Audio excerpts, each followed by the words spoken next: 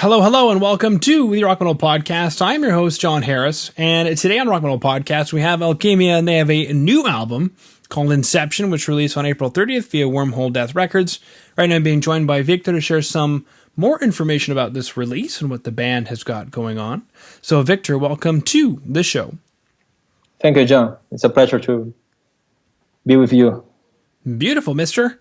Well, thank you so much. First and foremost, at the time of recording, because this episode will air in June-ish, but at the time of recording, it's May 6th. The album was just released on April 30th via Wormholedeath, so congratulations. Oh, thank you. We're really excited with this new partnership to reach more territories and to reach new fans also. Mm-hmm. Take us through that. How did it go? How did it happen? Well, what happens is I recorded the album. Well, it was a big project that takes 3 years for me, since the beginning of the composition until the masters with Tue Madsen in Netherlands. Yep. Tue Madsen is the guys that mixes Rob Halford and also Baby Metal, Moonspell, Meshuggah. Yeah. So it was really good for us because I need somebody that could handle orchestration plus really heavy metal with 7 strings. So he was the right guy, and I was thinking in launch the album as an independent artist, and I was seeking at the same time for some opportunities to do the international marketing. So I read some labels in US, some labels in Spain, and also in Germany, and some in Italy. And we reached Carlo Bellotti of Wormholedeath Records, and I sent my music to him, and it was really a good marriage. He's a guy with a lot of good reputation in the industry and knows very well about heavy metal, black metal, death metal. So it was a good partnership for us to start something new, thinking in Europe, thinking in America in general, and also in Japan. Mm-hmm. I'm curious, and I guess maybe without giving away how many labels you reached out to, how many, reached back, but the basic question is, what was it about Carlo? I think you said Carlo, yeah? Yeah. What was it about Carlo at Wormholedeath that spoke to you? That it was a good marriage? Was it the contract? Was it him? Was it both? I think both. What happens is really hard to have a label, especially during a pandemic situation. And we are in Brazil, so we are the kings of the pandemic right now because we have the coronavirus plus Bolsonaro. So it's like having 2 viruses against you, Yeah. It's not easy. And I talked with several labels and with several bands also to exchange some information about what would be the best way to reach more countries, because as an independent band, you can do your own marketing with social media, YouTube, that kind of stuff, and we had the funds to invest in our own production. So the album was ready when I reached the labels. And what happens is some labels says the album is really good, but we need to wait a little bit to finish the pandemic situation to try to think in new artists. And some labels says, okay, I can put your info on the digital distribution to put in Spotify, this or that kind of stuff. But I say, okay, I can do it by myself. But I need somebody with local PRs and with good networking to reach the international media. And this is almost impossible for a new band. Mm-hmm. So I have 20 years in this industry, in music, and I had another bands in the past and a lot of good connections with musicians, like musicians from Angra, from Sepultura, from some bands in Europe as well and in US, but it wasn't easy to reach a lot of people doing by myself. So when Carlo reached me, he told me the quality of the album is really good and we have the skills to help you in promotion. So they offer me a partnership to do it together. Because I say, I don't need your funds to invest in production. I can invest in my own video clips, in my own stuff, but I need a lot of help in marketing. Yeah. And marketing is the key in the music industry right now. Well, since forever. Mm. Yeah. And and right now it's really good to have their help because they have a good relationship with a lot of international press. So in the last week, I made several interviews for several countries and even Cuba. I never imagined there is a metal magazine in Cuba, you know? It's crazy. It's crazy. Yeah. But we do interviews for Istanbul, from Spain, Portugal, Germany, UK, right now with you. So it's going pretty well. And the album is really good. So I'm proud of this job. And I think it's important to have an international team working together with you. And something that I really like in Carlo is it's not a big label, but it's a very focused label. So it's good to have somebody taking care of your music and believing in your dream together, you know? Mm-hmm. It's not the same being inside a gigantic label with 100 artists there, and they won't give you much attention unless you are a big band already. Yeah. I was just chatting. I think for us, I was just chatting with some people about that recently. You get onto a bigger label, congratulations. But if you're at the bottom of that big label, meaning you're not big, you don't sell a lot of records, you don't have a big pull, you're going to be ignored basically until you can prove that you can be noticed, and you might even get dropped if you don't. Yeah, that's true. And the only way to be successful with your music is to play live. Mm-hmm. Yes. You need to play everywhere and thousands of times. So during the pandemic, it's impossible. So the only way is a lot of social media, a lot of networking, a lot of press. So I'm really happy to have the opportunity to talk with you and your audience, because for us, this is really the key, it's gold for us. Yeah. That makes sense. You're making a lot of sense, Victor. Yeah. You're making too much sense. And something else you mentioned too, despite, for example, having Tue Madsen, master the record, and I'm sure he was made himself affordable because he's got some big names under him. I know his work with Suicide Silence, for example. Yes. Amazing job. Yeah. Cool thing about his old studio, because he has a new studio now, but his old studio had a swimming pool, and he used to put drums in the swimming pool.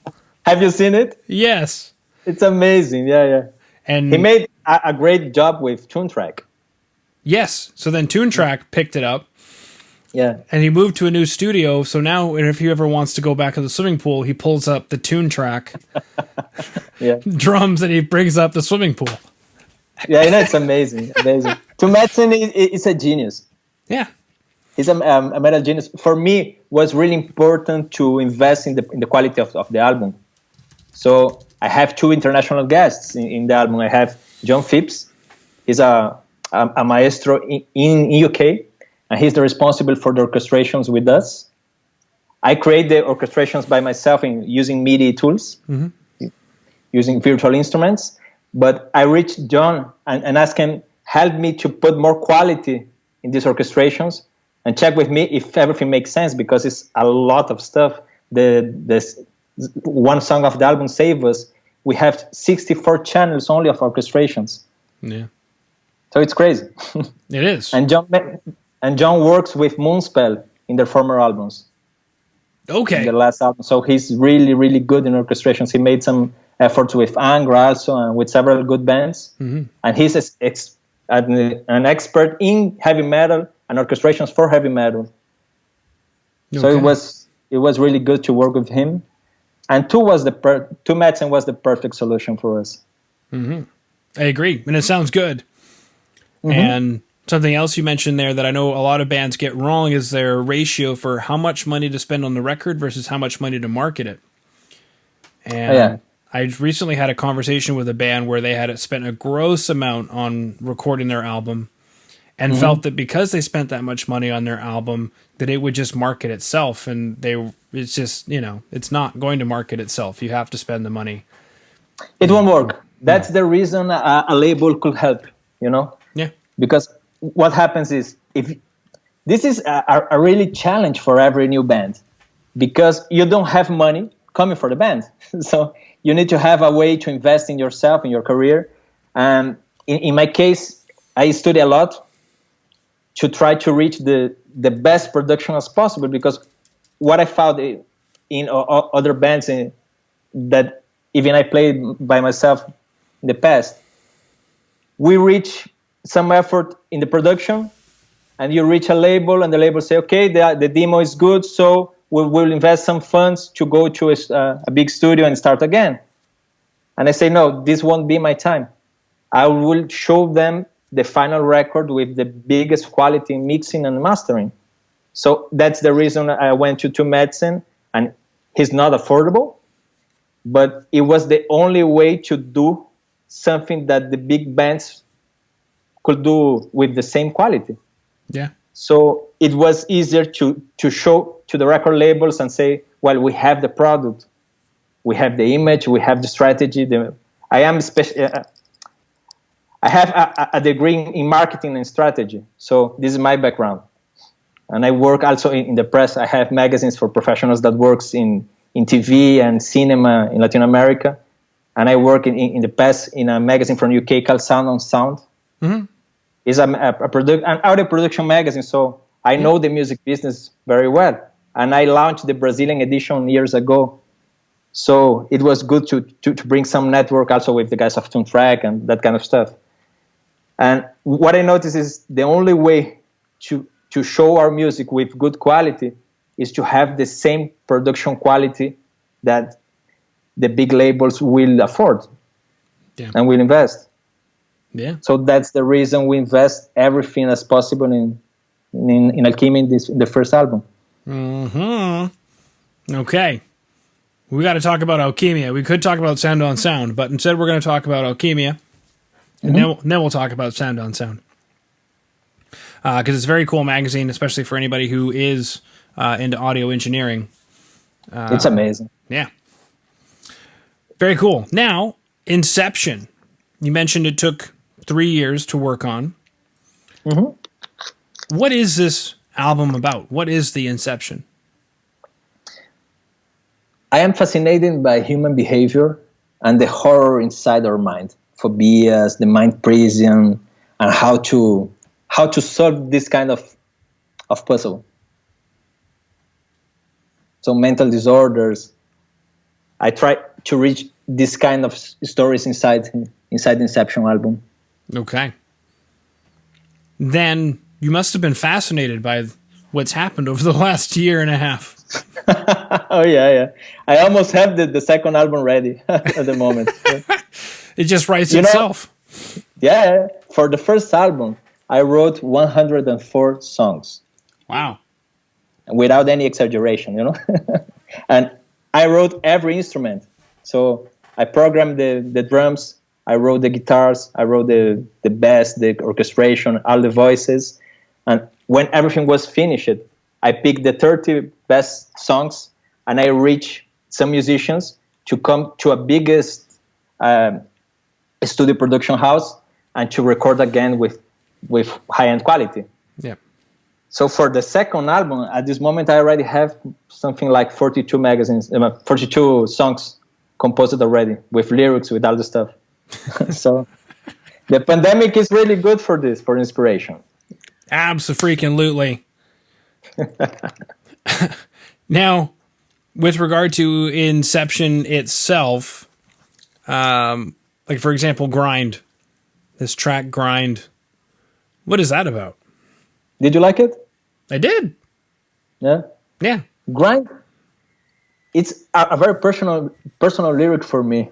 It's like a fight between my conscious and the unconscious, talking about how the unconscious let me do some bad decisions in the past, trying to blame myself for what I did with myself and letting me alone in my own decisions, Mm-hmm. And it's a powerful song. That was the decision to launch it as a single, and it's our first video clip also. Yeah. Because I've got those links right now, and I'm looking up one of them, Grind. And I'm watching Grind. I'm watching the guy with the chain around him. Is that you? In the hood? Yeah, that's me. Okay. And then is that you with the paint on your face looking really scary? Yeah, that's me too. Yeah, there's a lot of scary stuff going on here. And that guy, I'm going to have nightmares, Victor. Yeah, we are horror metal. So that's the idea. That is definitely the idea, sir. Mm. Okay. And you got the little guy on piano. I hope he's not offended by me saying that. Yeah. There's the 7-string. Is that an Ibanez? An Ibanez 7-string? An Ibanez, yeah. We love 7 strings and we love Ibanez. Okay. Take me through the 7-string. How does it play a role in how you write music? Is it tuned standard or is it lower? It's a lower standard in open A. Okay. Yeah, I love that tuning. It's really powerful. Mm-hmm. This is a Korn tuning, isn't it?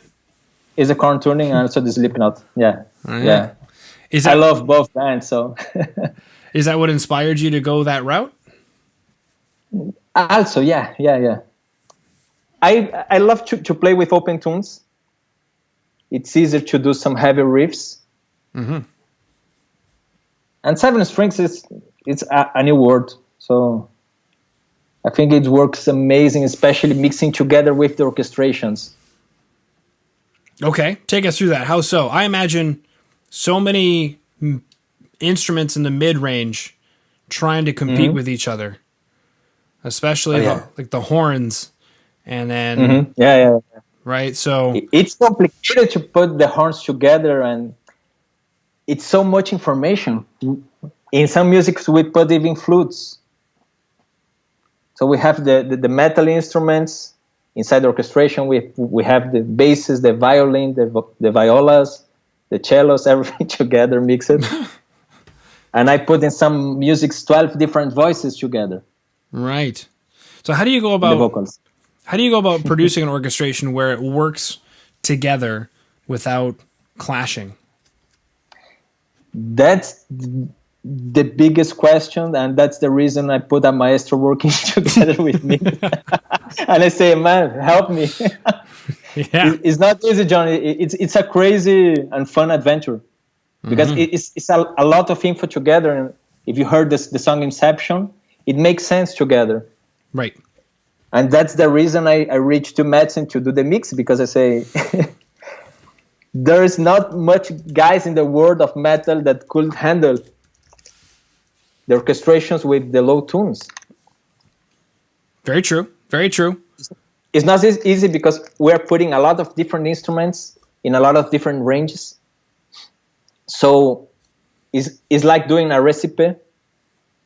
It's like doing a cake with a lot of different ingredients, and they need to make sense in the end. Yeah, it needs to taste like cake at the end. Yeah, and it must be a good cake. Yes, it must be a good cake. Jacob Hansen also comes to mind. Mm-hmm. Did you consider Jacob Hansen? No, but he could be a very good solution for this. Yeah. Because he did. I don't know if he did Flesh God Apocalypse's last album, but he's done a couple other albums where he's mixing together all that orchestration and death metal. So it's it's amazing. Yeah. His work's amazing. Yeah, that's true. I think in Tue, because I really like his work with Moonspell. Yeah, it was really special for me. It's a good example of orchestration in an album. And I thought about James Bogren because of Dimmu Borgir also.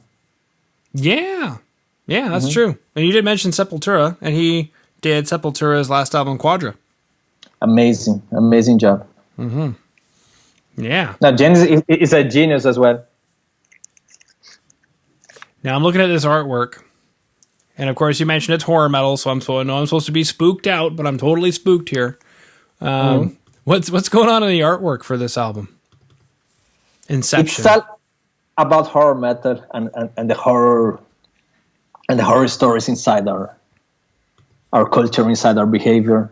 And as you mentioned, the pandemic it's amazing because you can see everything mixed together in the pandemic.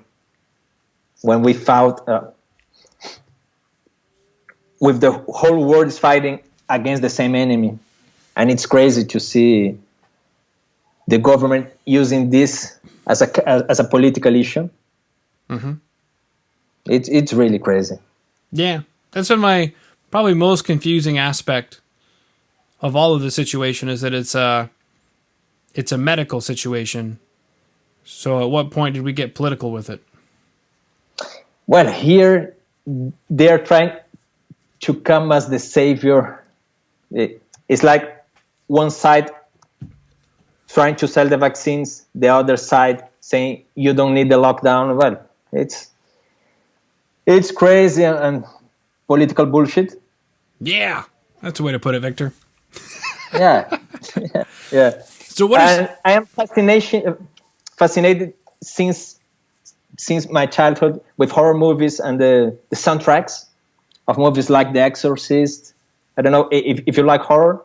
I don't at all. No? But I respect a lot The Exorcist and The Shining.